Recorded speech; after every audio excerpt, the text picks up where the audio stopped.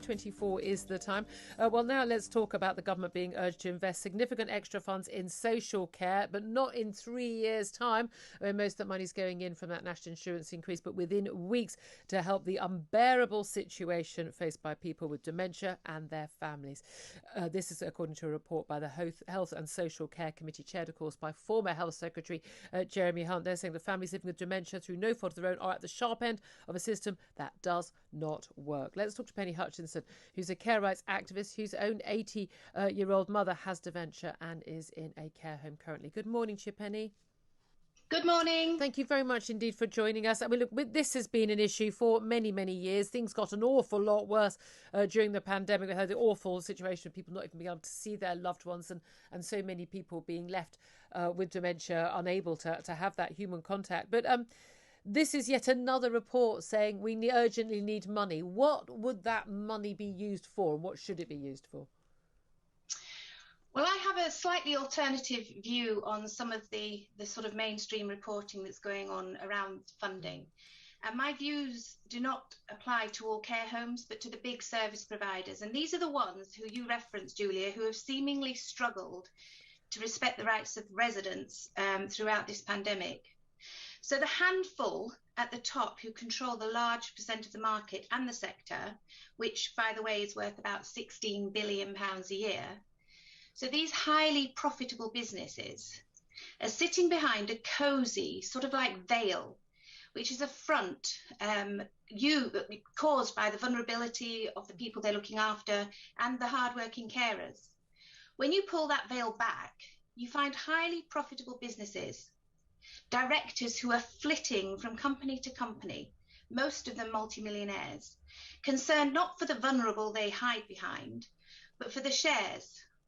And simply by association, they are deemed to care. Okay. Let me come back on this, Penny, because we're constantly told, aren't we, that actually the care providers going to go out of business. You know, if we have to pay care workers more, and this is a big issue. We know that people are paying an absolute fortune if they're going in privately for care homes.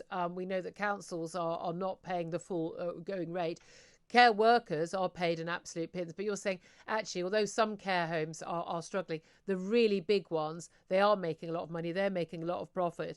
But that is very much a side issue to this idea that the government should invest significant extra funds. Presumably, a lot of that would go into paying the full sort of fees via local authorities, so that the care homes could be run, with more staff. They could afford to pay more staff and better qualified staff and provide more care for people like your mother.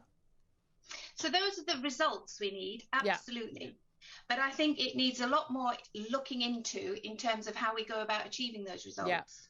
Yeah, because there's such a massive difference across the different care homes. That's the thing, isn't it? We saw that during lockdown, the ones who were letting people come in to see their families, and those who weren't, and how they managed to prevent COVID spreading and the like as well. So we know exactly good and bad providers. I have to say, there was a sort of a sanctification of sort of anyone working in care, sort of these wonderful, perfect, saintly people during COVID, and yet, of course, for years we've had people actually, having to campaign over people not getting good care, being neglected by a minority of care home workers who were not doing that job well. Are you a bit surprised that this committee report has come out?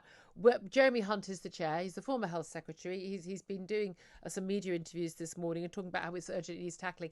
This was a problem when he was health secretary for 6 years, but didn't tackle this issue.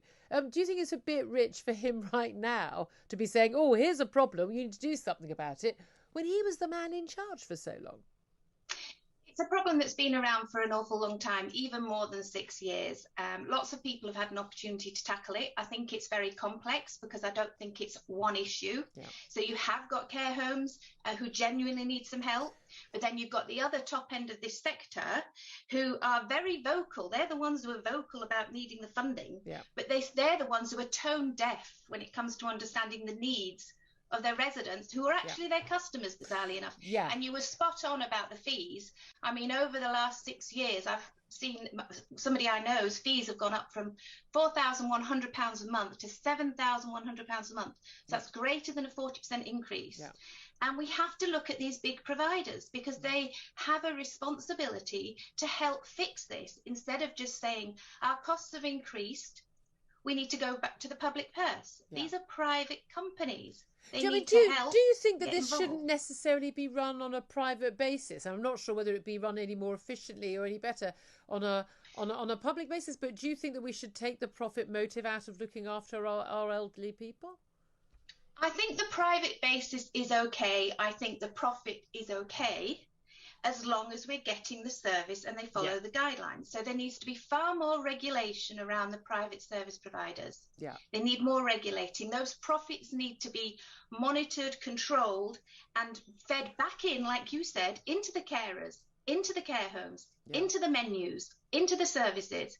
That's where they need to be going back, and that's what needs looking at. And a lot of care homes, I know, they've scaled back a lot of the things that really did make life worthwhile for people in terms of, I mean, obviously lost a lot of staff, and we're going to see more staff actually losing their jobs very, very soon as a result of the rules on being double jabbed, even though many of those carers may actually had COVID themselves already.